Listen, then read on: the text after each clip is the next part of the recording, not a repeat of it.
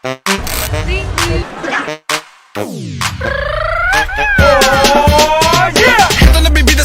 to initiate the event, please all welcome the Presidential Advisor for Entrepreneurship, Chair of the ASEAN Business Advisory Council of the Philippines, the founder of Go Negosyo, Mr.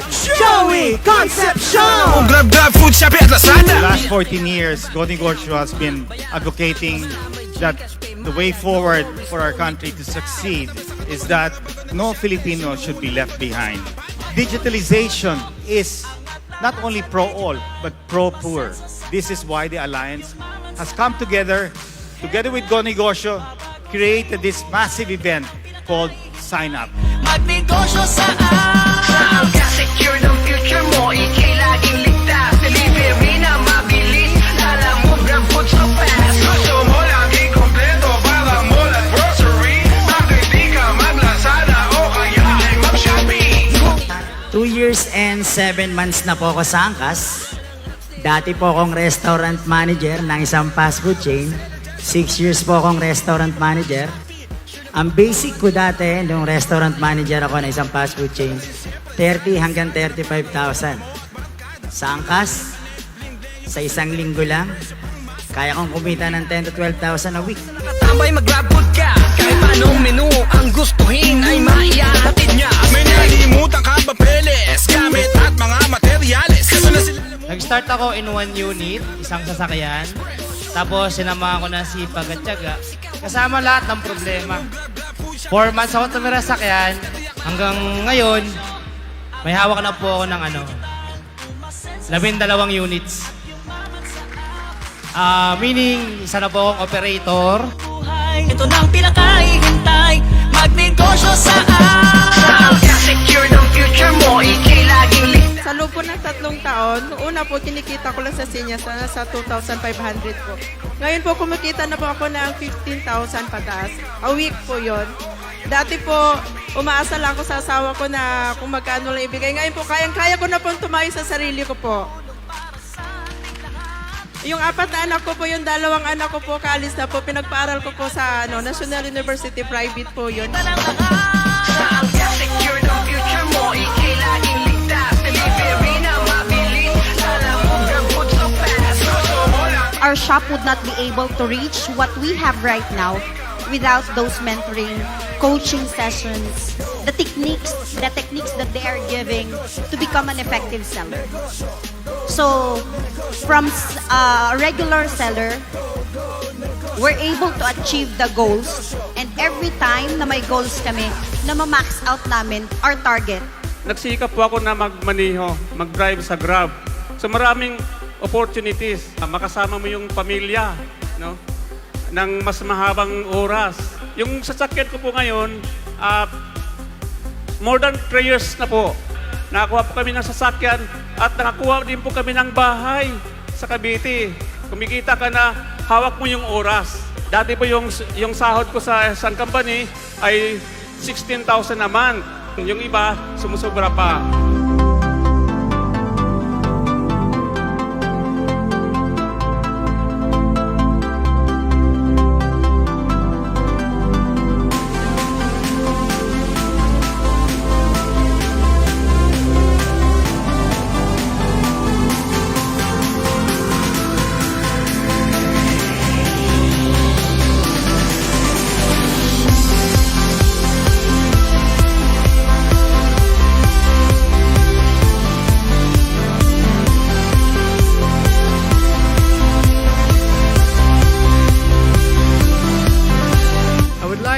Convey the message of the President.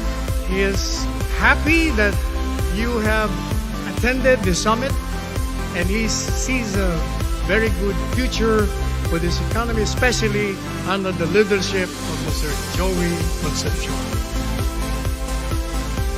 I have made a commitment in the last 14 years, and next year will be the 15th year of Go Negosyo.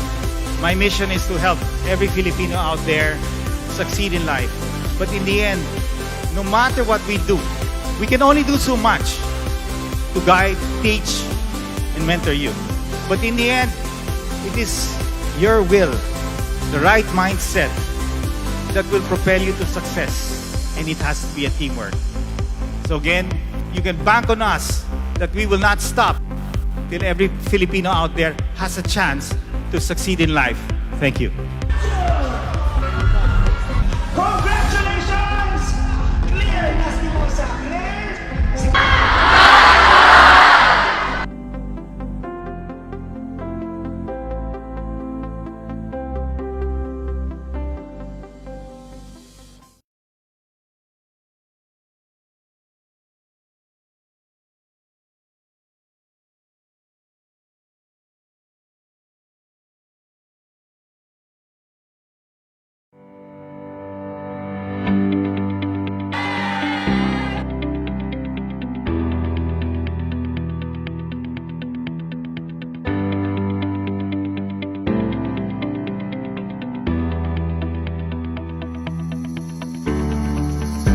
Let us all welcome on stage the Presidential Advisor for Entrepreneurship, founder of Go Negosyo, ladies and gentlemen, Chair of ASEAN Business Advisory Council, no other than Mr. Joey Concepcion.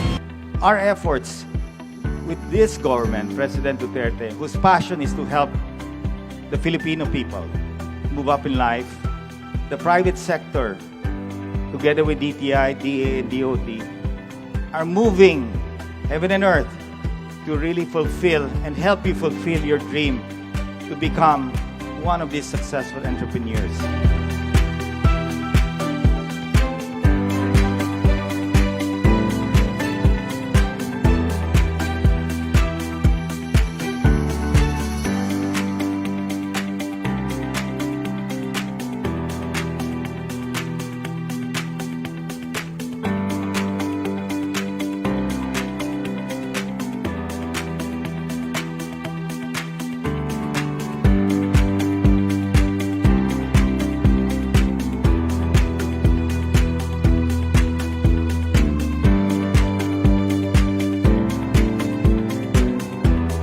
Ang government naman po, DTI, nandyan din ang DOST, Science and Technology. Pagdating mo sa mga product development, mga new R&D, discoveries, and mga research output ng DOST, pwede po ninyong gamitin. Kung ito po ay magpapabilis sa proseso ng inyong pag-weave or kahit anong produkto. I felt really excited about being here. I thought the Philippines provided one very important aspect, which is it's a country that really gives you the ability to live with purpose, that you, whatever you do has an impact beyond just money. Let's talk about legacy. And a legacy to me is about giving a contribution, not a recognition. Every day you create your legacy. I had my standards of excellence that I wanted the people to live up to. And that motivation came from my desire to be able to inspire my audience. There's a real emotional engagement that I kept alive with my audience. And yeah, if you can call that part of my legacy, then yeah, it is.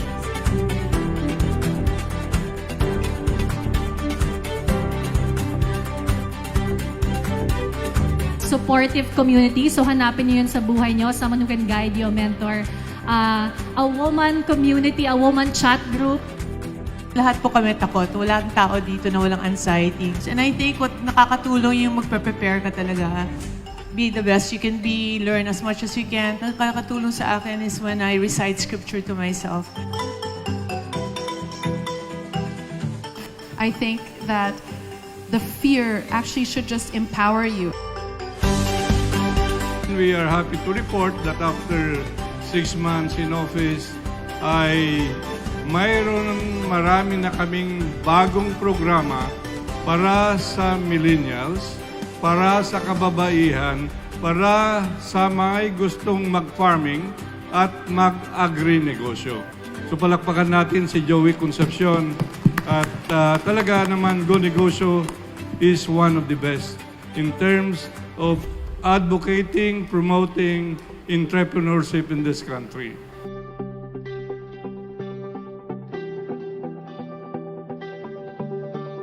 This is our next forum, Women of the World.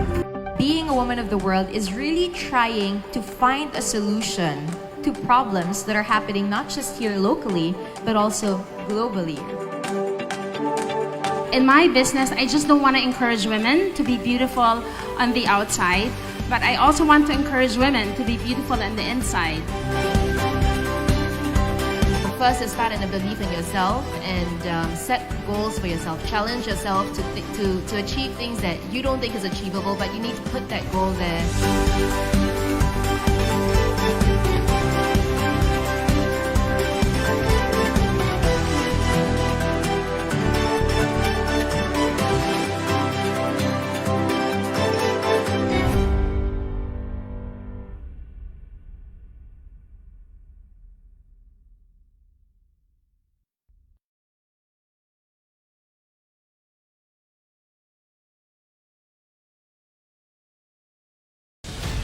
Secretary Mon Lopez and myself have been pursuing the vision of giving every struggling entrepreneur out there a chance to succeed.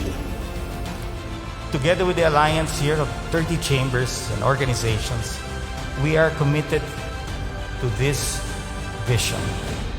I believe that by unity, cooperation, and hard work, we shall achieve our aspiration for our country and the good life that we always wish for the Filipinos. Let us work together to realize our hopes and dreams for our people and nation. Kaya ba natin to? Kaya.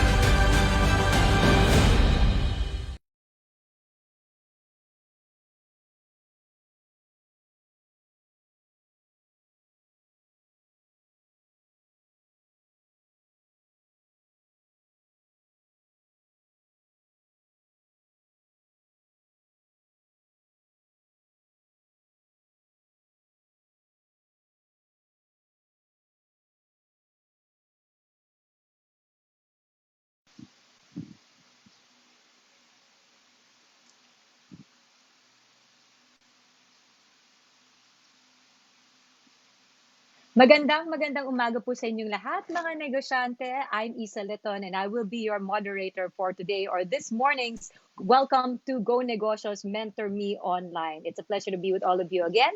This is a free negosyo mentorship program to help you, our negosyantes, for your aspiring and existing MSMEs para naman makascale up at level up ang inyong mga negosyo or ang inyong mga businesses. Mapapanood niyo po itong libre via our Mentor Me Online, araw-araw mula Lunes hanggang Biyernes, 11 a.m. ng umaga at alas 3 ng hapon. So tutok lang po dito sa Facebook page ng Go Negosyo. In fact, kahapon po, 3 p.m., I was with all of you and our topic was keeping the Philippine economy alive during this time of global crisis. Maraming salamat po sa ating panelists or online mentors, Go Negosyo mentors, na sila Karen Batong-Bakal of Tenet Global Business Center Incorporated and Miss Carol Dominguez of John Clements Consultants for joining me yesterday afternoon and sharing your insights about how to best keep the Philippine economy alive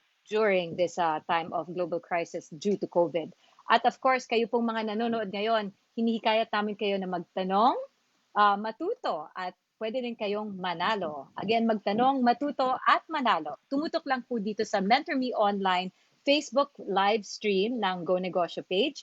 Magtanong sa ating mga online mentors, sa ating mga Go Negosyo mentors via the comment section. Iiwan lang po ninyo or i-type ninyo ang inyong pangalan, kung taga saan kayo, at i-type nyo ang inyong tanong.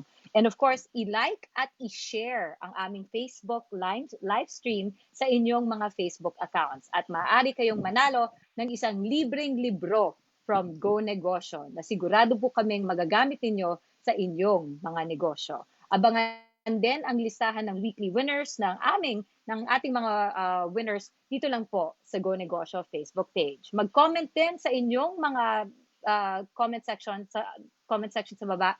I-comment din po ninyo ang inyong mga mensahe at ang mga aral na natutunan ninyo mula sa ating mga Go Negosyo mentors. Maaari kayong magkaroon ng chance na ma-feature as the Go Negosyo comment of the day. Huwag po natin kalimutan ang ating mga hashtags. 2 po yun. Dalawang hashtag ay Mentor Me Online at Free Negosyo Mentorship. That is Mentor Me Online and Free Negosyo Mentorship. Thank you very, very much.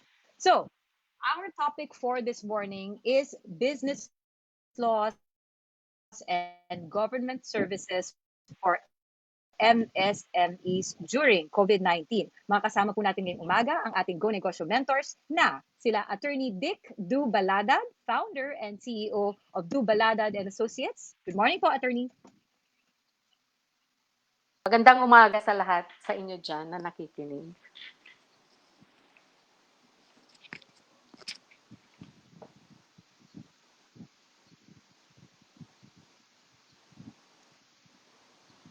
Makakasama din po natin ang President ng Planters Products Philippines, si Sir Matt Maderazo. Ay, good morning, Isa. Good morning po sa lahat.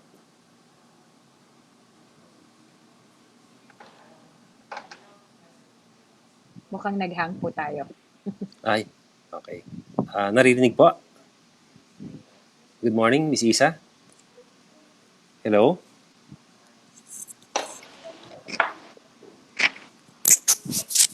Oh, good morning.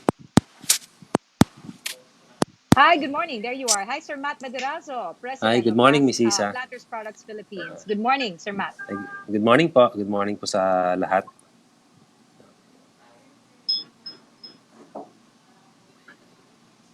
Ma'am, naririnig po ako, ma'am? Sir Matt? Yes, good morning. Naririnig po? Okay. Hello, good morning. And our last panelist or Go Negosyo online mentor, makakasama din po natin si Director Jerry Clavesillas ng Bureau of Small and Medium Enterprises Philippines. So 3 panelists po ang makakasama po natin. That's Attorney Du-Baladad, si Sir Matt Maderazo, and Director Jerry Clavesillas. Let's wait for everybody to get online. Thank you for your patience. Hello? Hello, can you hear me? Sir. Yes. Sir, Yeah, hi, Sir good morning. No, this is Jerry. Yes, apa. Sorry, Director Jerry. Hi, Director Jerry. Good morning po. I think we're waiting for our 2 other Go Negosyo mentors to join us. But Yes.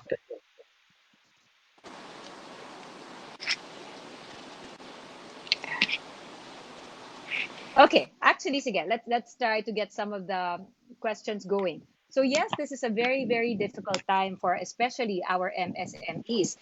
Breakdown po natin, Sir, lalo na po si Director Jerry, ano po ba yung mga problema, pain points na naririnig nyo during this time of COVID-19 sa ating mga MSMEs? Well, actually, marami tayong mga issues ngayon na lumalabas sa isa. No? First of all, we would like to emphasize that the bottom line ng lahat ng mga pinapalabas ngayon ng ating gobyerno po regarding mga ordinances is the health, safety, and security of everyone. So while we are trying to promote doing business on a regular basis in this time of itong crisis ngayon, we have to again make sure na lahat ng mga stakeholders po natin, yung mga entrepreneurs po natin are also secured in terms of their health assurances. So while doing this, we are trying now to again make sure na lahat ng mga products and services, because ang DTI right now is only ensuring the supply of all manufacturing of food and essential products, including medicines and medical supplies, as well as the continued opening ng ating mga retail establishments po. Ibig sabihin yung mga groceries, supermarkets, convenience stores, including po ang ating mga pharmacies and drugstores. And third po, at saka bangko, yes, including banks po yon. And thirdly is our export and the business process outsourcing. Very critical po ito because they are the ones supplying po the logistical requirements ng ating mga businesses which are still continuously operating. So ito yung make sure ng ating government ngayon, especially ng DTI po, that all of these mentioned establishments are still operating in spite of having a skeletal force. We have to ensure that services will not be hampered. But of course, technically speaking, they are really, because everybody is afraid to be infected by this crisis, by this virus. So this is what we're trying to do now. Actually po, most of the services provided by our providers are being done online already. So bihira po, may mga micro-entrepreneurs tayo actually na very creative. They're still supplying po the demand of the market by delivering. So we would like to again acknowledge po itong ating mga very brave po na mga entrepreneurs na seeing the demand po of the market. Kasi ngayon po, ang market natin is the entire 105 million Filipinos all over the country. Yes, who are all over the country, because in some areas po, even outside Luzon, the local government has already imposed also their lockdown. Region 7 in particular, ang Cebu has already imposed their lockdown since yesterday. So even some parts po of Mindanao are also in lockdown situation. Yes. So this is what we're trying to ensure, no, that kahit na ganito ang situation, na sana po ay patuloy pa rin. That's why again, we would like to bring back yung advocacy ng DTI, Miss Issa, na we have the 7 M's before, remember? Number one in our 7M is the mindset, no. So we again would like to enjoin everyone that sana po we will have a positive mindset, no, in the midst of this crisis po ngayon. Ang daming problema, but we cannot blame anybody. This is not done by a single entity, no. This is a divine act. So hopefully with the passage po nitong tinatawag nating Bayanihan to Heal as one act, ay magkaroon po tayo ng united effort, no, not only government but including our private sector, particularly our MSMEs, who in spite of their dangerous situation now are still seeing to it that they can provide. Particularly itong mga alcohol ngayon, ang daming nagde-deliver, no. So talagang ito yung pinaka ngayon, no, in demand item. So alcohol. Yes. So ang dami ngayon, in fact some of our projects, no, like our shared service facilities in the past, na iba yung mga pinoproduce, they were producing ethanol before, like in the case po ng ating yung Mariano Marcos State University sa Batac City sa Ilocos Norte. Dati po ethanol ang product. Ngayon po ay gumagawa na po sila ng ethyl alcohol. So marami rin po tayo mga garments company ngayon, dati. Ngayon po ay ginagawa na lang nila 100% ng kanilang capacity yung mga improvised face masks. Yes, yes. So very useful, very helpful to everybody po in this time of crisis. Okay. So, hi again. Kasama rin po natin ngayon si Sir Matt Maderazo and si Attorney Dick Du-Baladad.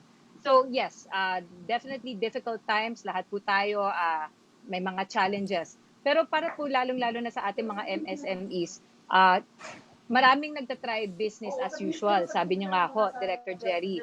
Pero nahihirapan. First of all, kung kunyari, supplier ka. Be it kung supplier ka, you have workers probably working on a garment. Ginawa na nga nilang PPE ngayon.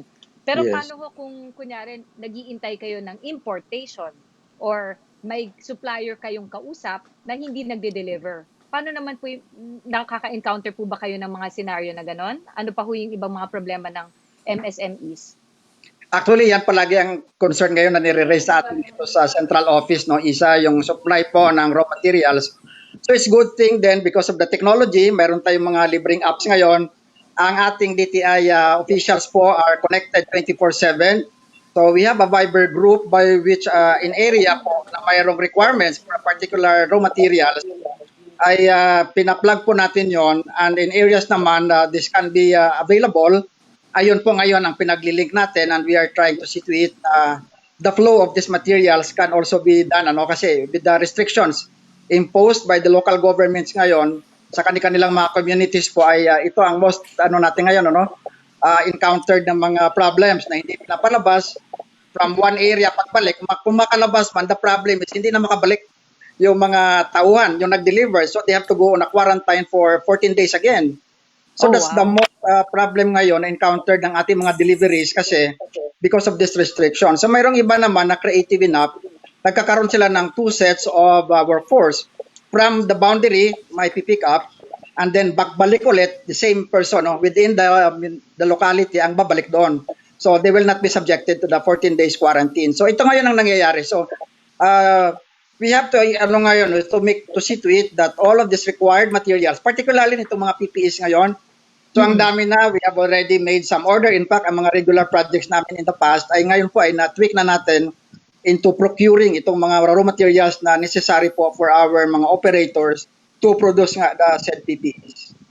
Pero paano po pagkain naman tayo? Dito papasok si Sir Matt. Kasi syempre, hindi naman lahat frontliner and everyone needs food. So, Sir Matt, can you hear me? Yes, good morning, Miss Opo. Issa. Yeah, good morning, Sir Matt. Again, kasama rin po sa task force ng Department of Agriculture itong si Sir Matt. Nasabi po ni Sir Jerry na one of the problems is may supply nga, pero hindi sa pag-deliver, sa pagbaba dito sa Metro Manila. You were also making this, nakikwento mo rin sa akin to kanina bago tayo mag-live. Sir Matt, would you like to expound on this? Yeah. Yeah, apo. So, kami po sa agriculture na after ng 2 weeks na identify ho talaga natin yung problema. So basically, part of that is the logistics. Second po is yung market and even ho yung gobyerno. So, sa market po... Let's break down each problem. So, like for example po sa market, ang problema ho talaga is yung mga magsasaka natin, gaya nga ho nakita ninyo na mayroong itinatapon na lang po yung mga produce. Kasi una-una, lugi. Kasi binabarat na rin ho sila ng mga trader kasi nga ho, hindi nila ngayon may baba yung kanilang produkto. Kung maibaba naman ho nila, may humaharang naman ho sa kanila sa mga checkpoint. And so, nangyayari ho talaga yung kanilang mga produce, nabubulok na lang. Pagdating naman ho sa logistics, ang problema ho ng ibang magsasaka sa atin na nasa kabundukan, yung tinatanim ho nila, hindi ho nila maibaba dahil may problema nga ho sila mga sasakyan. Tapos nagkakaproblema na rin po sila mga sa farm workers. Wala na rin pumapasok kasi nga sa sobrang takot po sa lockdown. So pinagbabawal ho sila lumabas. So ito ho yung naging nightmare na rin ho. Hindi lang ho sa Kanayunan but also dito sa Metro Manila kasi hindi nga ho nila maibaba yung produkto na nanggagaling ho sa probinsya. Pagdating po naman sa ating pong gobyerno, mukha hong nagkaroon po ng yung ibang mga LGUs, pasensya na po, naging defiant ho sila sa ina-issue na memorandum ng Intra-Agency Task Force na dapat ho talaga wala hong hamper yung pagbababa po ng ating mga food, produkto. Lalo na food. Lalo na nga ho yung produkto. And even nga ho yung mga food pass lane, meron na nga hong pass lane, pero ayaw pa rin ho, hinaharang pa rin. So ito ho yung mga problema naging na-encounter ho namin sa kagawaran ng agrikultura. Especially in the past 2 weeks. Attorney Dick, now that you've heard Sir Jerry and Sir Matt coming up with these problems, kasi parang yun na, mga agency naman nila, mga negosyante naman, ginagawa yung mga part nila, pero nahihirapan, lalo na, interpretation ng guidelines, kumbaga, lalo na bumababa na sa LGU level. Ano po ba magagawa ng mga mamamayan, mga common people? Diba? Lalo na mga negosyante na nagtatry lang naman mag-business as usual po. Alam mo, ito wala tayong, ito yung tinatawag natin. Hello? Hello? Can you hear me? Hello? Yes. Yes, opo. Malakas po. Let's Malakas check. ba? We're checking on Attorney Dick. Opo. Oo. Yes. Alam mo ito, kahit na abogado ako, alam ko yung iba, pag nagkaroon ng gulo, lahat ang iniisip, pwede ba yan kasuhan? Pero kahit abogado ako, wag nating pag-usapan ang pagkakaso ngayong panahong ito. Marami tayong kontrata na kung kasama doon ay yung fortuitous event. Na kung fortuitous event yan, hindi mo kasalanan yan, hindi kasalanan ng tao, it's what you call yung acts of God. In which case, hindi mo pwedeng kasuhan. Kasi nga, hindi niya gawa-gawa. Yan ang ating na-experience na ngayon. At ang gobyerno, I think, alam niya yung nangyayaring yan. Kaya nga, ang dami na niyang intervention na pinibigay. Kunwari sa mga, kunwari sa MSMEs. What you call yung acts of God. In which case, hindi mo pwedeng kasuhan. Kasi nga, hindi niya gawa. Yan ang ating na-experience na ngayon. At ang gobyerno, I think, alam niya yung nangyayaring yan. May echo. Kaya nga, ang dami niyang intervention. Oo. Parang delayed transmission. Narinig na natin eh. Delayed ba ito?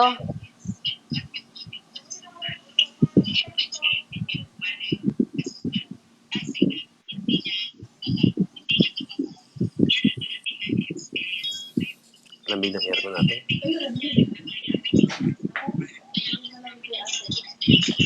Hindi, mamaya na lang.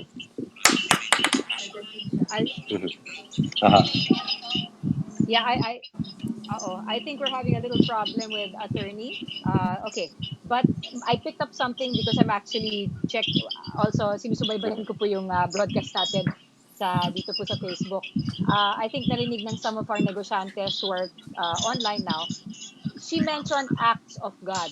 Wait lang, sige. Let's clarify that later. But for now, back to you, Director Jerry and Sir Matt. Apo. Uh, is this a matter then of having a piece of paper, 'di ba? A black and white paper. Sino ba ang rerespetuhin at this point?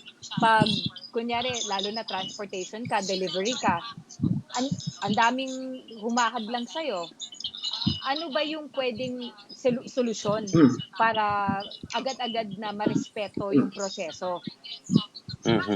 Actually sa DTI dyan, if I may say muna, Miss Isa, sa DTI, si Secretary Lopez po sa hotline na if supplier, for example, ay may problema na na-encounter sa isang checkpoint, mayroon po tayong number na pwedeng tawagan po.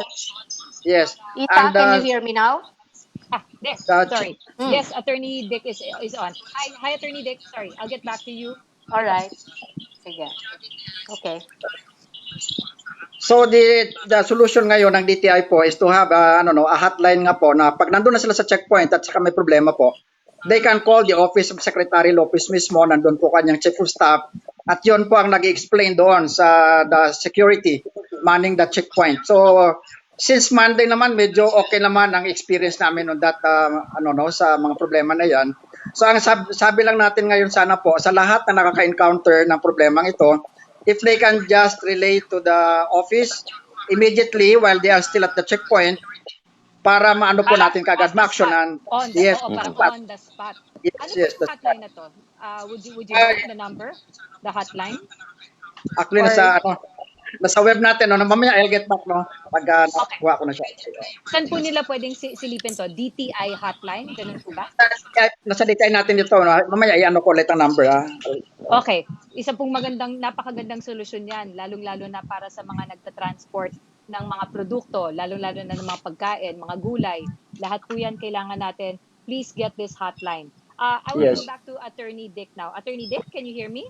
Yeah, I can hear you, Issa. Okay, sorry. Yeah. So, Attorney Dick, kanina nasabi na natin yung ibang mga problem ni Sir Matt at ni Sir Jerry.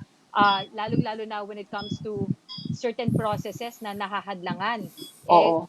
Cause for mga filing of cases po ba yan? And is it a matter of just producing a document? Alam mo, at this point, wag na nating pag-usapan yung kaso-kaso na yan. Unang-una, magkakaso ka, ang tagal-tagal. Pangalawa, kami lang pinapayaman nyo dyan. Wala ring mapupuntahan.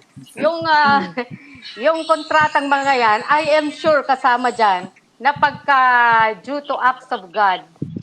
Can you hear me still? Opo, yes. Okay. Due to acts of God, hindi gawa-gawa ng tao. Hindi mo yan pwedeng kasuhan pag hindi siya makadeliver ng kontrata mo. Ito alam na alam ng gobyerno. Kaya nga ang gobyerno, ang dami niyang binibigay ngayon na assistance. I read yung DTI has a 1.6 billion loan facility para sa mga MSMEs para matulungan sila dito sa krisis na to kung wala na silang negosyo para makapag-umpisa ulit sila. Nakita ko rin yung ADB, yung Asian Development Bank, has another 1.5, I think, billion US dollar loan facility pa rin sa mga MSMEs. Ito namang mga empleyado ng MSMEs, pwede rin silang may assistance sa DOLE. Mayroong 5,000 na assistance for those na walang trabaho during the lockdown. No? At mga to, marami kayong makikita.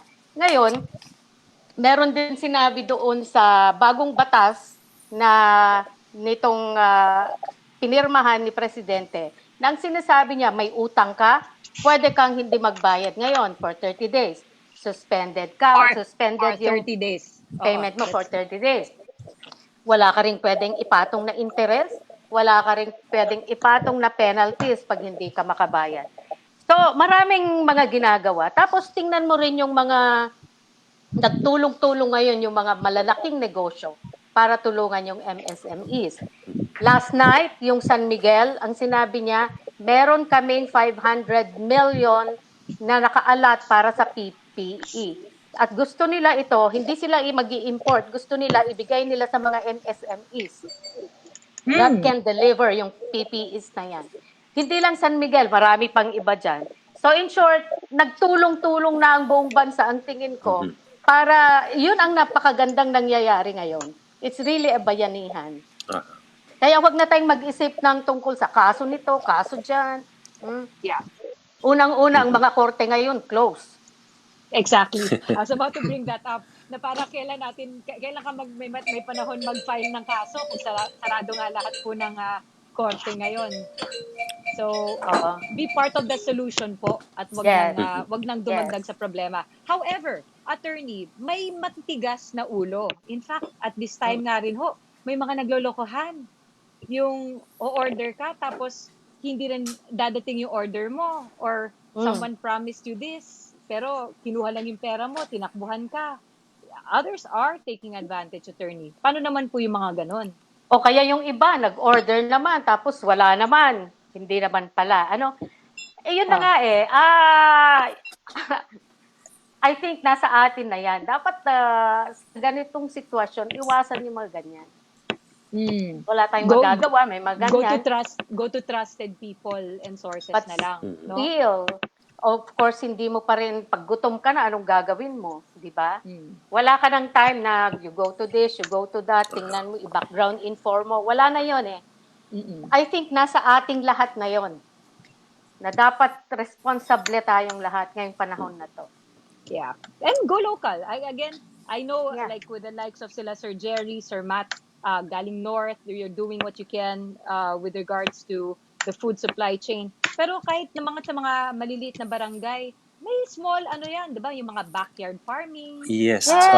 Opo. Yes. Tama po yun. Yun po yung spirit ng bayanihan. Oo. Ako nga, inimbentaryo ko na itong buong backyard ko. Ano ang pwede kong kainin? Malunggay, may kamote ba dyan na nagtanim? Yung ganon. Yung kapitbahay niyo po. Baka taghirap talaga. Anong gagawin natin? We have to go back to basic. Yes. Tama po yun. We have to go back to basic. And we have to produce our own food. Kaya nga po, ini-encourage po namin ngayon ang urban gardening. Kasi kung imagine nyo kung halos lahat ng mga komunidad, mayroon tayong, kahit man lang sa paso kasi tumutubo kung mayroong COVID-19, meron din po tayong GOVT 30. Ibig ko sabihin yung vegetable na pwede nating i-harvest in 30 days. So ito ang pagtapat namin sa COVID-19. So vegetable 30.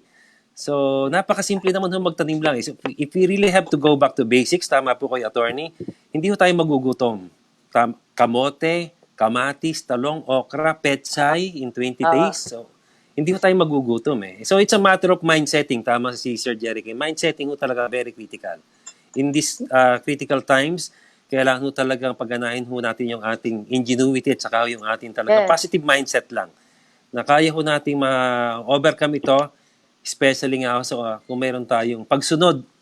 Kaya tayo nag-create ng interagency task force para sundin natin yung nararapat. So it's more on obedience. It's more on the positive. Paano naman po yung mga, let's go to other problems of the business. Yung mga MSMEs na may mga empleyado. Kasi kahit kayo po dyan sa DA ngayon, skeleton staff, di ba? Sir Jerry, kayo rin po ba, limited people lang ang nakakapasok ngayon? So, yes. Pagdating naman sa mga empleyado po, lalong-lalo na kung wala ng salary, kumbaga. Attorney, Sir Matt and Director Jerry, how do you best manage this situation then in this time of COVID? Lalong-lalo na sa point of view ng isang empleyado. From negosyante, paano na yung mga employees nyo?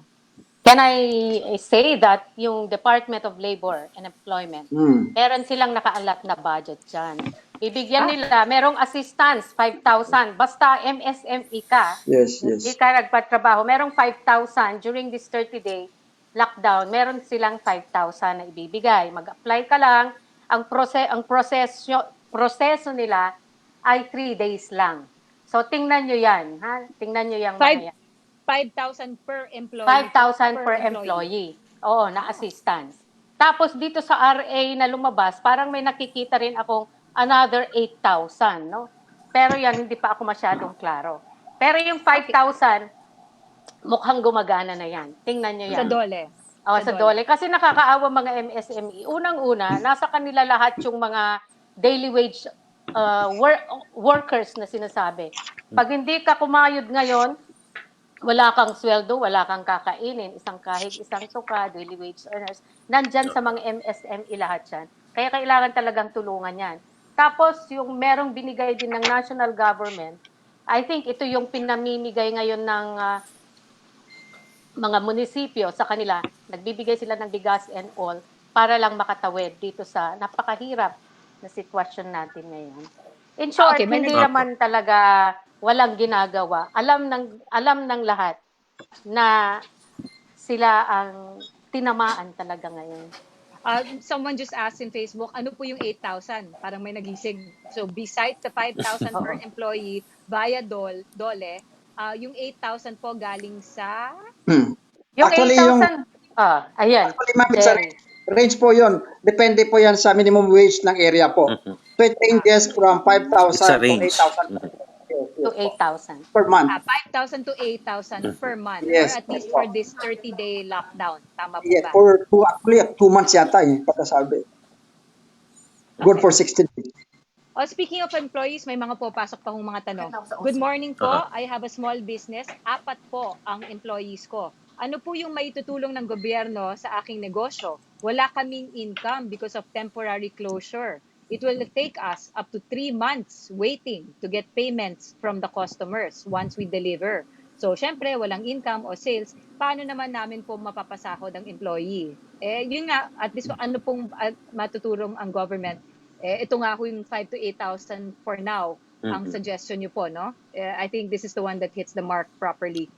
Yes. 5,000 to 8,000 per month. Yes. But ang ruling lang DOLE kasi dyan na isa, no, is that the employer should be the one to file the application with the Department of Labor. It's not the employees directly.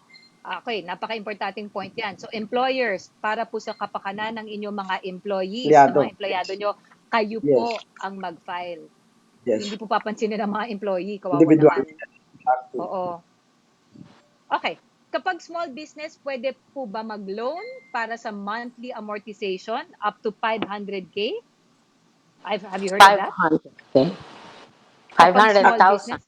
Oo, Monthly 500,000. amortization ng kasi Mag-loan? nasuspend din suspend. lahat ang mga Yes. amortizations Yes. Pero may mga loans dyan. May nakita kong guidelines na kung you have an asset of 10 million, you can loan up to 500,000. If your asset is 3 million, you can loan up to, there's a certain, so meron silang mga ranges na ganon. I read somewhere in the guidelines. Ang asset nyo po, pwedeng yung negosyo nyo, attorney. Tama po. Negosyo mo, asset mo sa negosyo mo. So, yun po yung pwedeng maging asset para makakuha ng loan. Yung negosyo nyo, yung negosyo nyo mismo. Yung negosyo mo mismo. Kasi hindi ka naman pwedeng maglo-loan, hindi mo naman alam, sayang lang pera, wala ka naman pala talaga sa negosyo. No, nakakatakot, baka bigla yung bahay di ba? Wag naman. Meron po kasi mga programa, like, for example, po sa Department of Agriculture, meron kami mga programa na interest-free. Zero interest.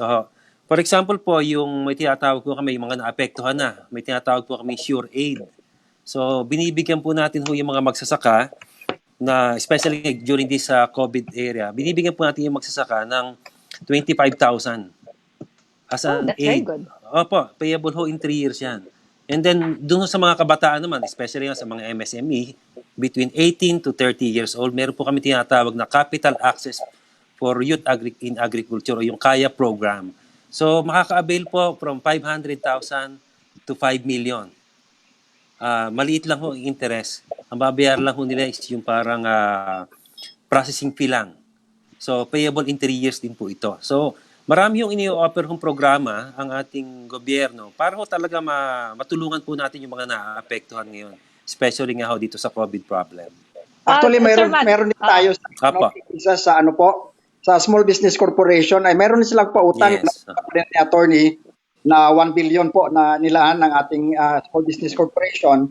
Actually, collateral free po ito, but may interest lang siya na minimal per month. So, they can borrow from as low as 5,000 pesos to 200,000 pesos. So available po ito sa ating Small Business Corporation. They can file online din. So pwede silang ma-evaluate din online ng ating mga tao po from the corporation.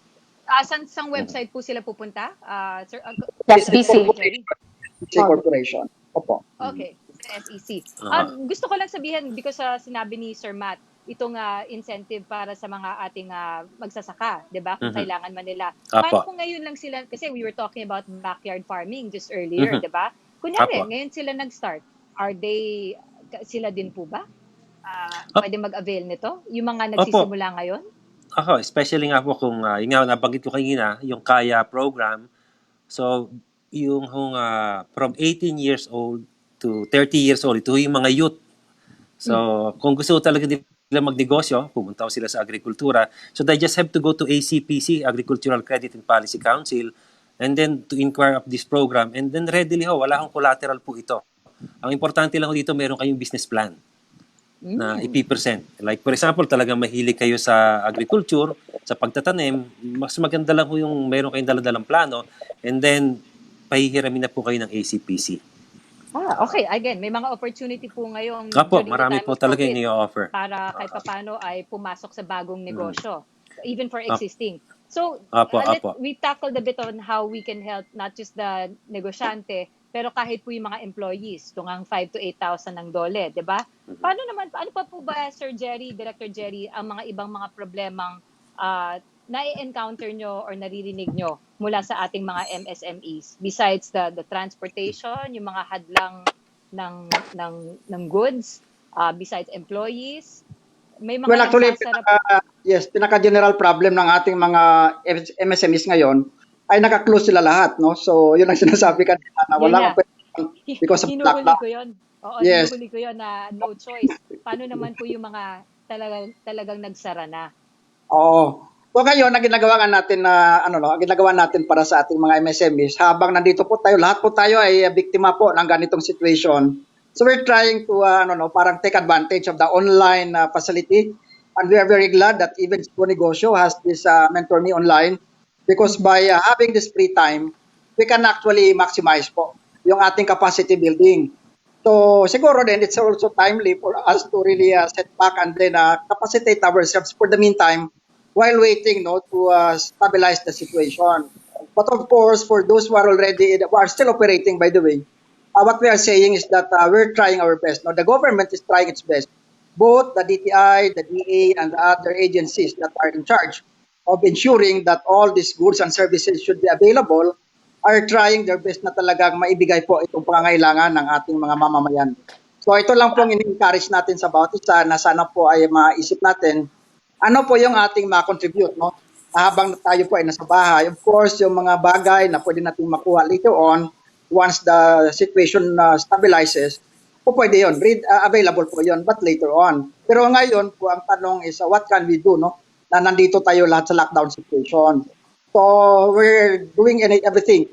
Yun ang sinasabi ko. We're making ourselves also available. As I have said, na mayroon tayong mga applications po ngayon, itong digital platform, na very affordable, libre sa karamihan po. So let's make use of this, Ms. Issa. Okay, that's a good point also na it's a time to learn, it's a time to pero not for anything po. Paano naman po yung mga nakanganga di ba? Kasi we know the bigger departments are doing their jobs. So saan po ba nanggagaling yung ipitan kumbaga, lalo na kung wala nang makukunan, wala nang mapupuntahan. It's LGU level, barangay level na po ba? Yes, ito na po ngayon yung concern ng ating mga local government units po. So sila po nakakaalam ng kanilang mga constituencies, ano po ang situation, and even po yung mga restrictions, sila rin po nakakaalam nun kasi depende sa number of cases na nandun na po sa area. So the higher number, the stricter po ang mga regulations ngayon po na ini-impose ng ating local government. So we defer to these mga ordinances ngayon, no? Kasi basically, this is also for the safety of everyone. Okay.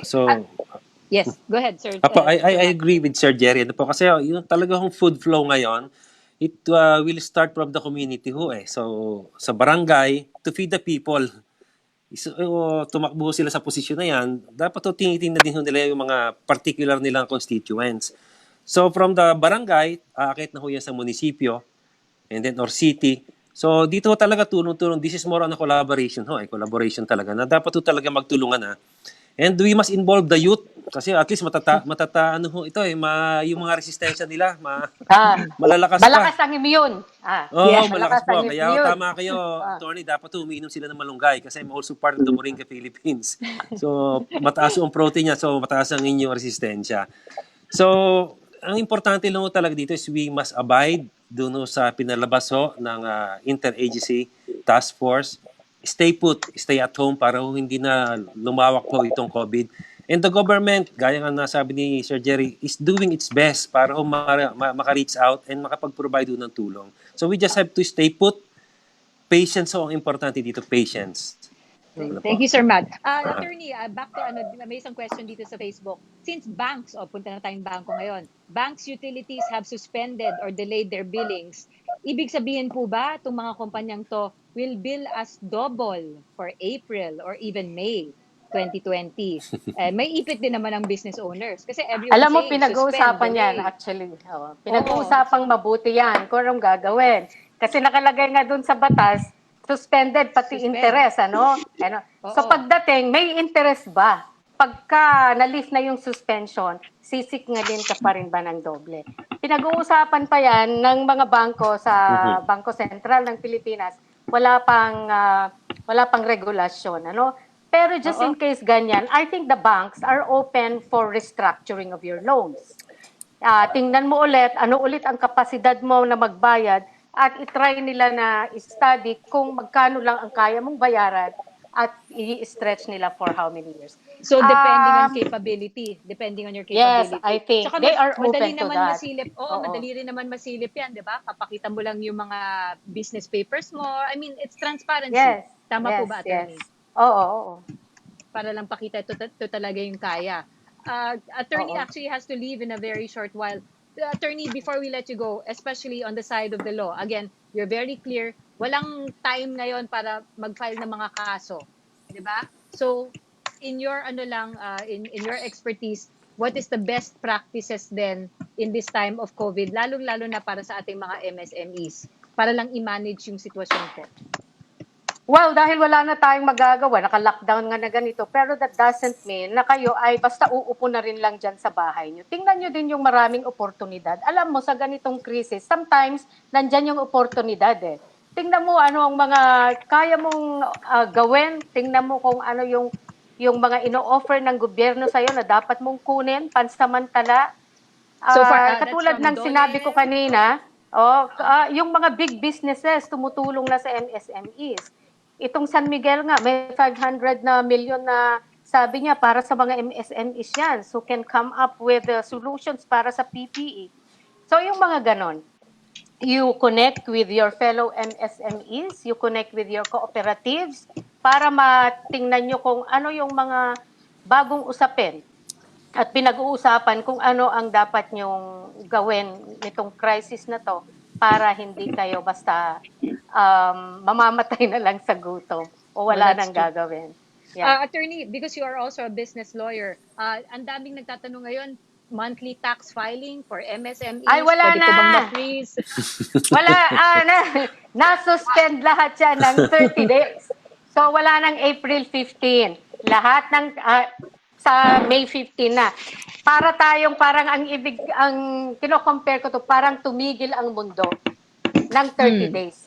Parang tumigil ang mundo ng 30 days, lahat ng kailangan mong i-file nitong 30 day na ito, magkakaroon ka ng extension ng another 30 days after.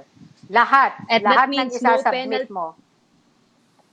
And no penalties, of course, kasi ang nag-suspend gobyerno But no interest,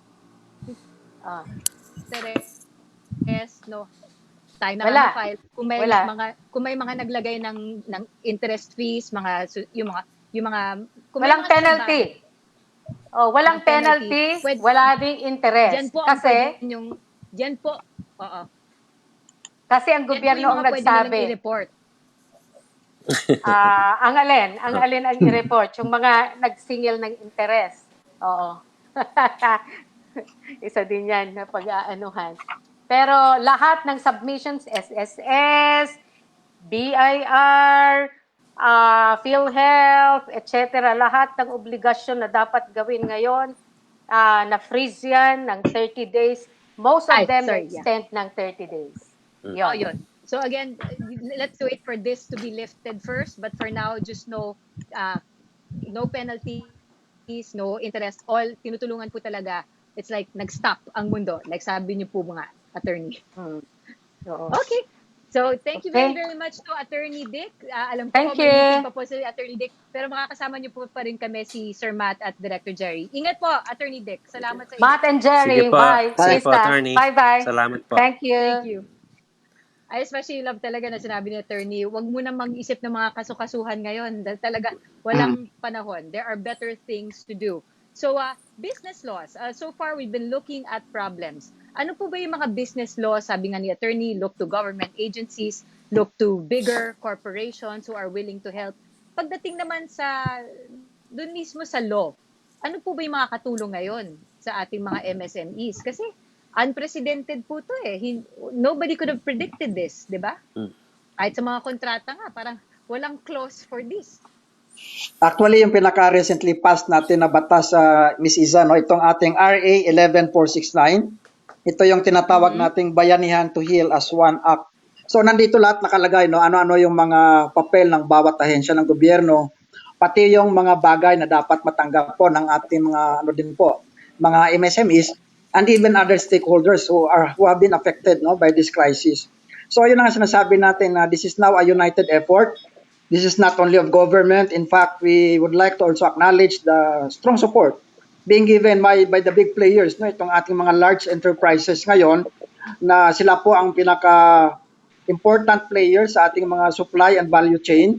So sila po ngayon ang parang pinaka-anchor enterprise natin because without them, even the MSMEs cannot do business. So for one, we have for example si SM, they are still opening their supermarkets. So ang karamihan po ng kanilang mga suppliers ay mga MSMEs po ito. So ito po ang ating ngayon pinapasalamatan, no, na in spite of this situation, may mga ilang enterprises po now who have been continuously operating. And maybe we can learn from their examples na Yes. paano nga survival mode tayo lahat eh. So Yes, that's right. again, what we can do best is number one, keep adapting, innovating, ano pa ba yung mga pwedeng magawa. And last but not least, learn from ano ba yung mga nangyayari din ngayon na pwedeng i-apply natin sa ating mga negosyo in the future. That's right. Yes. Actually, Miss Issa, the good thing about entrepreneurs, ano yan eh, aside from being a creative thinkers, they always prepare for the worst case scenario. So I doubt kung itong mga MSMEs natin ito mabobore during this time kasi sigurado marami na iisip na naman yan. And let us remember that this is a digitalization age. So yung mga produkto nila kaya pa nila yung ibenta siguro. Kasi kung wala mang face-to-face, at least online. Mayroon pa naman tayong online delivery, andyan pa rin naman yung ibang apps. So I think this is the good thing about MSMEs, our entrepreneurs. They are creative thinkers. Yeah, tama yan, Matt. Actually, marami tayong mga supplier ngayon na mga micro-enterprise. So they are taking advantage po itong ating mga delivery, mga services. So nandyan pa rin sila Grab. So lahat po ng mga stakeholder po ay nabibigyan din ng opportunity for as long as yun ang pinaka-bottom line, dapat po ma-ensure din po ang safety, ang kalusugan po ng mga tao na sa labas po. Speaking of online, ito po ay isang problema daw. Paano kung wala kang access to an internet? Diba? Kasi ito na nga lang yung natitirang platform para makakommunicate, makakuha ng mga kailangan, para marinig ang ating mga gustong ipadama online. Paano kung wala kang access online? Paano po ba yun? Ano yung pwedeng magawa naman ng mga mamamayan? At of course, even some MSMEs, wala po sila, ha? Walang online capability. Farmers po ba may online capability? Karamihan sa kanila, wala. May middleman usually. Apo. Karamihan naman po, you will be surprised na halos lahat ng magsasaka may cellphone. Although, yun nga, iba nga lang, hindi pa sila But if they belong to the association or cooperative, yun po yung po pwede ho nilang puntahan. Kasi yung mga facilities na yan is meron naman ho silang internet access. Kasi nga ho, some of our cooperatives and association are directly dealing online na. So you will be surprised na medyo up-to-date ho sila. Except na lang ho sa mga ginagamit na pangsaka. So kaya nga ho, very timely na nung si Secretary Dar po umupo, talagang yung mechanization ang kanya kagad priority. So I guess dito ho papasok nga ho yung bayanihan. Na kung Yes, kayo ho ay actually, I member was ng thinking of association or cooperative, yan, magtatawagan Now po is the yan. time. Now is the time. Now is the Opo. time to also be part of one. Opo. Director Jerry, any thoughts on this? Yeah, tama. Yun nga sinasabi natin ngayon, ano, na ngayon po ang panahon na talagang makita po ang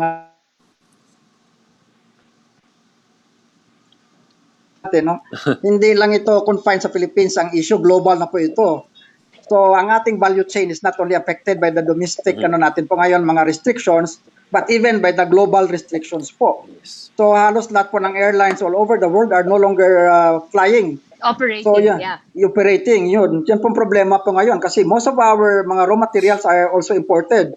So, yan po ang sinasabi natin, no, na at this time, sana po, if everybody can just contemplate and find out yung sabi ni Matt, no, anong magagawa natin, no, na wala tayo sa normal na situation, ano pa ang pwede natin gawin na makatulong sa halip na tayo ang tutulungan po. Of course, talagang mahirap po. Lahat tayo po ay victims.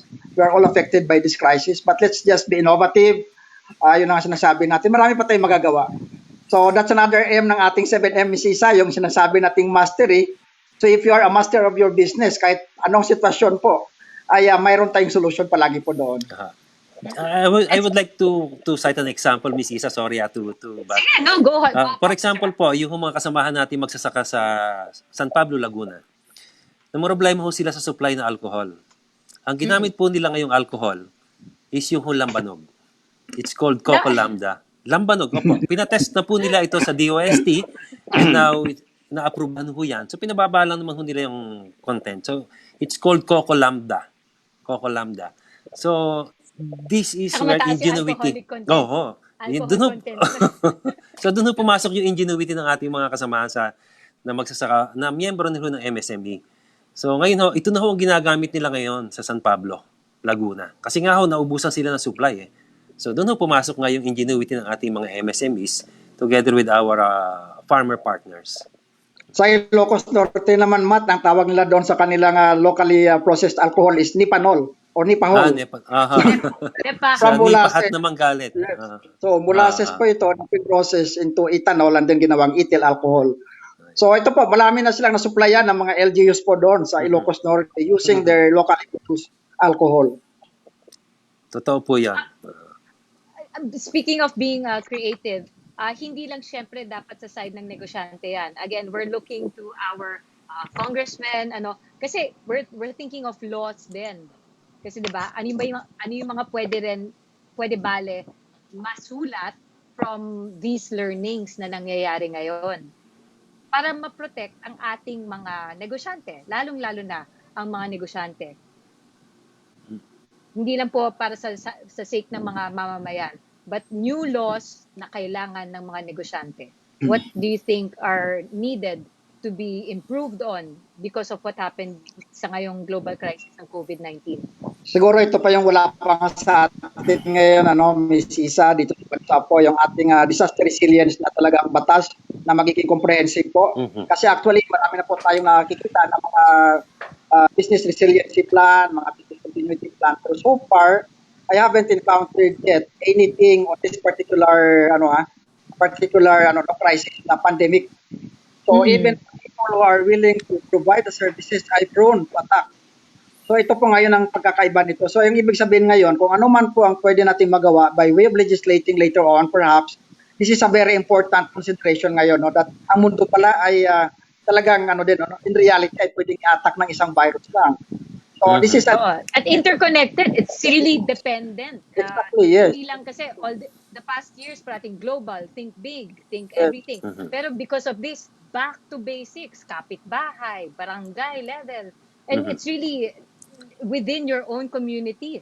At saka ito yung invisible, hindi natin nakikita, unlike yung mga typhoon, mga flood Oo. na predict natin. Ito hindi talaga natin nakikita po. So this is another thing no that I think it's a lesson for humanity na kailangan nating pag-isipan ulit anong dapat nating gawin no as an individual, as an organization or sa government. So ito siguro later on no once everything stabilizes, kailangan nating i-legislate siguro yung review natin yung ating batas on this. Yes, I agree with you, Sir Jerry. But yun sa amin kasi ang importante talaga sa amin is food eh. So sa amin po sa DA, ang talagang ina-assure ho namin or sinisecure namin is yung food availability, food accessibility, at saka food affordability. So para ho magawa natin yan, siguro we have to revisit yung urban gardening. We must legislate ho talaga na dapat we have to produce our own food. Classic example po talaga ito is yung tinatawag ho nating faith, food always in the home. So, magagawa niyo po ito eh. And this is being pioneered by a local government. I don't have to mention kung saan, but sige na rin po sa Paranaque. So, they are implementing that food always in the home. Taga-Paranaque po ako. Ayan, ini-implement na po yan doon. So, isang barangay yung nag-spearhead niyan. And that garden, yung garden na located sa isang barangay, are providing doon sa isang community. So, dapat to siguro ganon. At makikita nyo rin dito yung bayanihan eh. Kasi nagtutulong-tulong ho yung mga kababaihan. Sila ho yung nagpupunta doon to take care of the vegetable. Na pinagsasalu-saluhan din naman nila.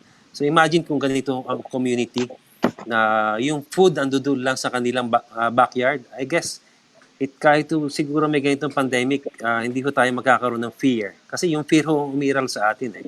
Because we are uncertain kung saan natin kukunin yung ating pagkain. So we must always have food, yung faith nga ho kung tawagin. Food always in the home. And speaking of barangay levels or LGUs, again, all these efforts are being done in your own backyard, in your own homes. Eh syempre dahil nga enhanced quarantine, community quarantine, pinagbabawalan yung mga naglalakad unless may quarantine pass. So if you have a startup business, kung kunyari may extra ampalaya ka in your backyard, kung gusto mong itinda, may pwede bang pakiusapan or dadaan ba sa barangay na pwede pong pabenta nito? How are these? Parang these are again emerging businesses, kumbaga. Paano matutulungan yung mga ganon? Kasi ang limited ng movement, ang limited ng mga, hindi ka nga makalabas ng bahay.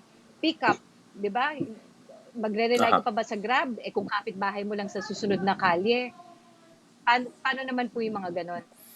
Well, yung mga ganyan, like for example po, yung mayroon sila mga harvest na ganyan, po pwede ho kasing ipasok po natin yan sa value adding. Kung nahihirapan ho talaga sila lumabas, they can make pickled ampalaya.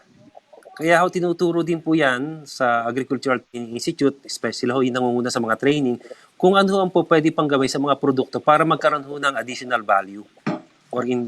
Although meron naman ho tayong kadiwa na po pwede ho make up ng mga ganyan, ng mga produkto. But if we can value add doon sa mga produkto niya. So, mas na better kasi po pwede po siya magtagal. So, pagkatapos nito, mas mataas yung presyo, pwede natin ibenta yung mga value adding. So, hindi lang fresh produce. Bigger scale naman, sige. So far, pinag-uusapan ko ngayon mga barangay, backyard, diba? Punta naman po tayo sa mga hilig natin puntahan. Paano kung hindi magbubukas sa mga mall? Kasi, aminin na natin, ang daming mga business activities po sa mga mall. Lalo na kahit maliit na mall, hindi kailangan established na mall. Palengke nga lang eh. Sometimes kahit yun, social distancing, kumbaga, konti-konti na lang yung mga nagbebenta. Paano naman po sila? Ano yung mga pwedeng mangyari sa business activities na ganito? Hindi naman shutdown, pero... Kami po, ang ginagawa po namin ngayon, meron kami tinatawag na Kadiwa Express. So, Kadiwa Express po is basically... ito yung programa po ng Agribusiness and Marketing na kung saan ho yung mga requirement ng LGU ay kukunin po namin and then ililink po namin ito sa mga cooperative, mga farmers, tapos i-deliver ho na yan. Meron ho kami tinatawag ding Kadiwa Mobile or na dadalhin ho mismo like say, sa isang area, sa isang basketball court, doon ho i-distribute. It's either nakapack or bahala ho ngayon yung community to distribute do sa kanilang pagbibigay. It's either ibebenta nila ito or ibibigay ho na libre sa kanilang mga constituents. So this is one of the services ho na ini-offer po ng Kadiwa. Meron na po tayo ito sa almost sa NCR ho. Ando na. Kanina nga si Ate Christine galing na sa Pasay. At nakipag-coordinate no kay Mayor para ho yung susunod na pagbababaho ng mga produkto makakasama na po sila. Kasi kalimitan ho, binibigay natin mga dilata lang eh. But ngayon ho, nakikita natin nangangailangan na rin ho sila ngayon ng fresh produce. So this is part of our Mukhang services. nangyayari yan ngayon sa aking village din. They had nga highlands and lowlands vegetables. At Apo. i-deliver at a certain date. Tapos Yes. kunin lang po sa aming security barangay office. Para nga po may parang schedule para yung social distancing din. Hindi Apo. ganun kadaming tao ang magsisipunta. So may mga efforts din po talagang ganyan na nangyayari. Very good. Apo. Actually, kahit sa ibang lugar, Miss Issa, ganito rin ang nangyayari po. So, ang DTI at saka ang DA po ay nagtutulungan. Yung kadiwa, ano yata nila, cart is that yun yata yung ani at kita, di ba, Matt? Apo. Meron tayo sa Mindanao eh. So, kami na po yan. This, mga local produce po ito. Kasi ngayon, no, even with the operating food enterprises natin, Isa, may apprehension pa rin yung mga taong bumili eh. Kasi akala baka affected. Apektado, yeah. Oh, so maganda yung sinasabi ni Matt na Faith na sarili mong produce, so at least ensure mo na maayos ang pag-process. So yan siguro ngayon that's another learning for all of us. At least kung mayroon tayong opportunity, na mayroon tayong mga area na pwedeng taniman, pwede po natin magawa yun. But of course, yung local production, tama po yun na dito sa Paranaque. Actually, Paranaque rin ako eh. Mayroon tayong po ng ating barangay. So maganda po ito, kasi hindi lang po, ngayon lang po ito nangyayari, but actually this can also be, siguro i-regularize po natin ito after the situation. Hopefully, ma-overcome po natin ito.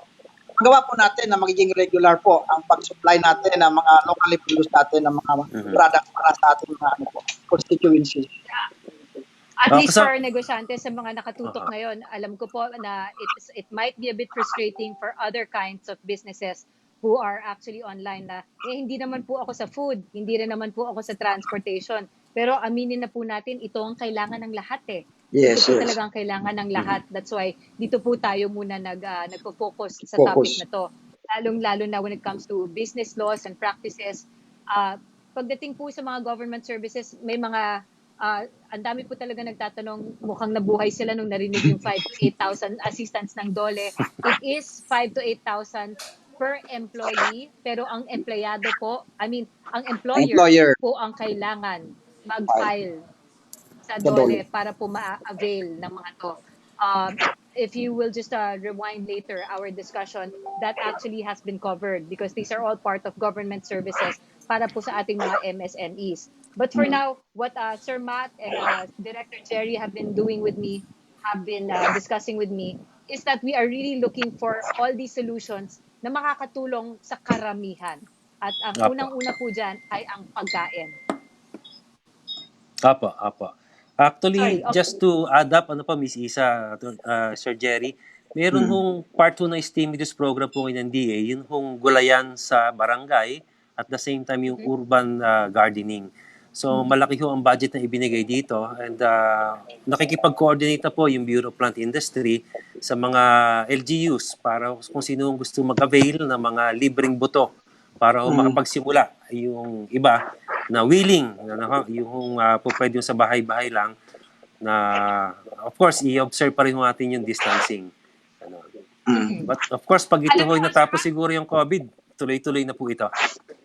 Oo, that's another thing. Sana po hindi tumigil ang mga efforts na natutuklasan nyo na, pwede pala to. Huwag nyo naman hintuin, di ba? Pero, Sir Matt, wala pa tayo doon.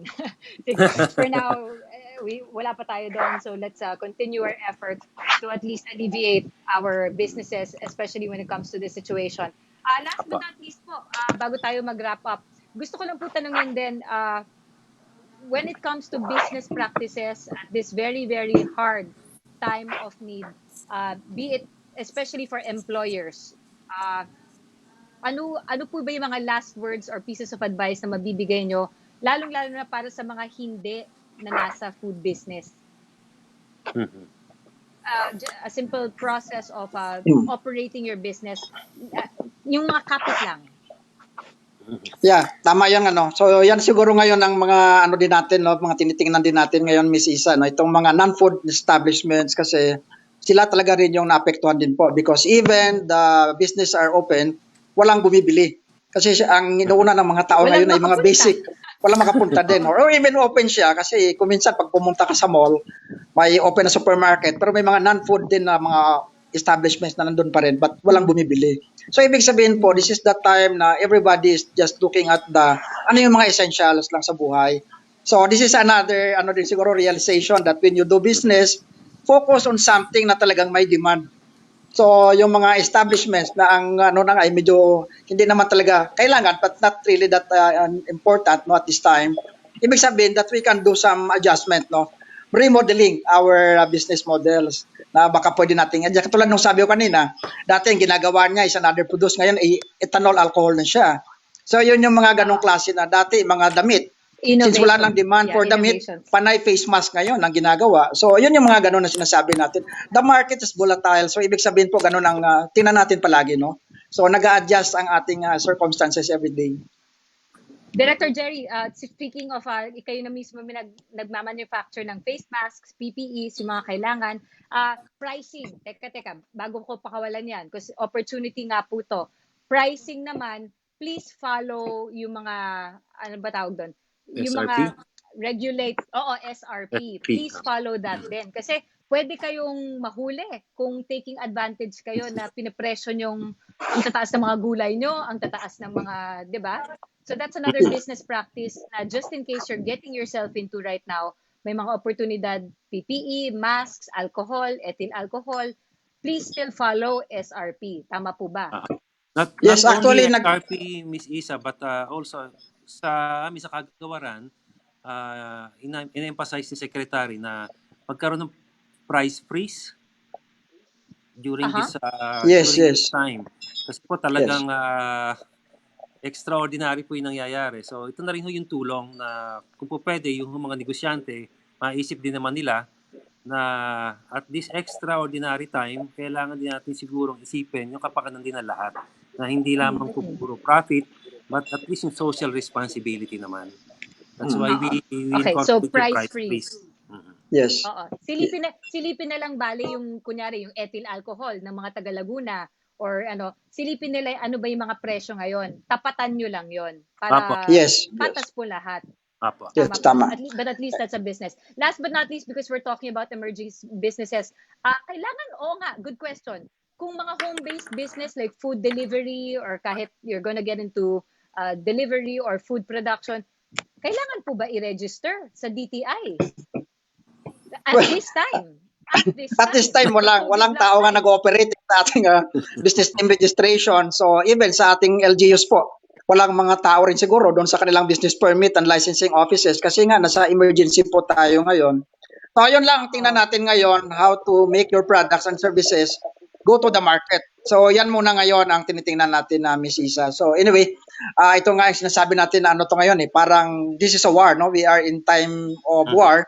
So talagang dapat nasa full gears tayo ngayon. Anong kailangan nating action samantalang tayo po ay nasa battlefield. So yun po sinasabi natin while we are having this price freeze. At the same time, balik tayo sa bottom line kanina, sabi nating mindset that even if you are an entrepreneur, dapat ang mindset pa rin natin is not only just to earn money, just to earn profit, to be able to live, but also to provide. Yes. So yun po ang pinaka-bottom line. That's why balik tayo ulit sa natin, mindsetting. And we are very thankful that even si Go Negosyo is also advocating this mindsetting. Okay. Sir Matt, any last words? Kasi I want to end it with that. Tama nga naman. Siyempre, ito tayong nag-encourage na kung ano po yung magagawa nyo kahit backyard business, gawin po natin yon. So, napaka-timely nitong last question na kailangan po ba ipa-register sa DTI? At this point, it's not even open. Tama po ba yan? Diba? Kahit well, we are all trying our best. Basta po ba nakakatulong kayo sa inyong mga komunidad? I don't think there's anything wrong with that. Apo. Diba? Saka, just make sure na... Sige pa. But just make sure na once the enhanced community quarantine is lifted, syempre po, back to regular programming ba? Doon na kailangan i-register, mag-declare, mag-file. We have to go back to that. Hindi na excuse na... That's also good part of business practices naman. But for now, we are all in COVID lockdown. So, hindi ko muna itatouch yung mga register, filing, payments. Diba? Sabi na rin naman po ni Attorney yan kanina. Lahat po ngayon, extreme measures of understanding. Yes. ang mga ginagawa ng lahat. So Sir Matt, yes, your last words, pieces of advice for everybody watching po. So basically, sabi nga, we are in extraordinary crisis situation that needs extraordinary measures. So, but I Patience. guess we have to look back eh. I think itong COVID-19 has a message for us. Nakikita ko dito is, sa bagay marami rin naman nangyari maganda. Less pollution, bumaba yung kuryente, di ba? Regardless whether mayaman ka o mahirap ka, bago yung Lahat kotse mo o affected. luma, andyan lang yan, di ba? Yes, So, that's true. nagkaroon ng equality. But I guess, ang message dito is, we have to look at our environment. We have to look at our own ways. Ano ba yung nakakaligtaan natin? So siguro we always have to look up. Lord, ano nangyari? Bakit nagkaganito? So I think the message is, we have to be patient and we have to look at our ways kung paano ba natin ginagawa yung ating business, yung ating negosyo. Do what we can. Do what we can. So nothing happens, di ba? Nothing happens for na ganyan lang. But everything happens for a reason. So I guess we just have to look naging positive outlook na nangyari. Nagkaroon tayo ng close family ties kasi lagi tayo nasa bahay eh. Kasi stay home, so lagi tayong magkakasama. So nagkaroon tayo ng communication and then realize na hindi importante ang pera. Ang importante is yung ating health. Ay, Sir Matt, my last question for you here. Saan po ba makakapag-training? Saan po ba makakapag-training regarding agri-seminar sa Visayas after COVID-19? Meron po kasi after COVID. May online po ba?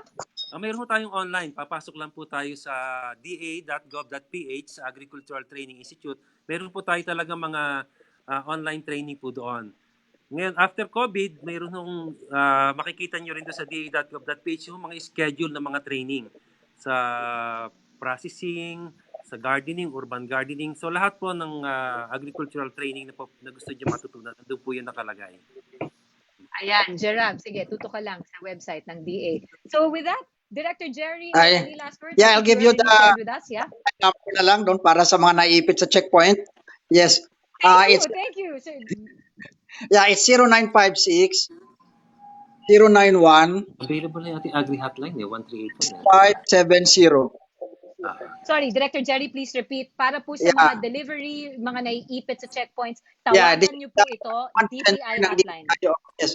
0956 091 6570. You can either text or Viber, no? Ito yung sasagot doon, tatawag mismo doon sa checkpoint. Sabihin nyo lang kung saan kayong area specifically at tatawagan po ang nasa command center po doon. Ayan po, Miss Issa, para naman patuloy. Oo, ang yes, mga Issa, deliveries. meron Thank you. din Thank you for that. Meron din po kami agri hotline. The number is 1381. Agri. 1381. Yun po yung aming agri hotline. Ayan po, hindi lang sa mga website, pero para kung nandyan po kayo sa sitwasyon, on the spot, tawagan nyo po or i-text sa mga number na yan. At sana po ma-actionan yan agad.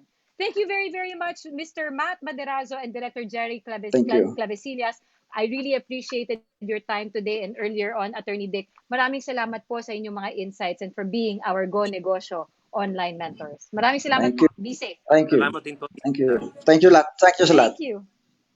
Thank you sa aming mga negosyante na nakatutok today. Sana po marami kayong natutunan sa ating business laws and government services for MSMEs during this time of COVID-19. Huwag kalimutan, please mag-comment po kayo sa inyong mga mensahe at mga aral na natutunan mula sa ating mga Go Negosyo mentors. Maaari po kayong magkaroon ng chance na ma-feature as our Go Negosyo comment of the day. Huwag nyo lang po kalimutan ng mga hashtag MentorMeOnline and Free Negosyo Mentorship. Last but not least, syempre po, help fight the COVID-19 outbreak in the Philippines. Ang Cortex po, isang subsidiary of Concepcion Industrial Corporation, ay nag-announce ng launch of We Care. It's We Connect, Act, and Respond to Emergencies. Ito po ay isang non-profit emergency response platform na nagko-connect ng mga individuals or groups willing to donate resources to emergency and support organizations tulad ng mga ospital, that urgently require assistance in times of crisis. Ito po ang We Care platform, 100% free, and is now open for your pledges and requests. Thank you very, very much to Cortex for launching We Care. Let's all help our medical frontliners in their fight against COVID-19 by pledging the much-needed resources. Register now at www.wecare.ph at join their FB page at https://www.facebook.com/WeCarePlatform/. Thank you very, very much. So with that, subaybayan po ninyo ang ating mga susunod na Mentor Me Online. Samahan niyo po kami muli mamayang hapon, 3:00, para sa isa pang informative session. At ang magiging topic po mamayang hapon, 3 p.m., tatalakayin ang tax compliance for MSMEs. Tax compliance for MSMEs, yan pong mangyayari mamayang 3:00 ng hapon. At huwag kalimutan, from Mondays to Fridays, 11 a.m. and 3 p.m., makita-kita po tayo dito sa Go Negosyo live streaming page via Facebook. Ito po muli si Issa Litton, ang inyong moderator. Thank you very much for tuning in to Go Negosyo's Mentor Me Online. Ingat po tayong lahat.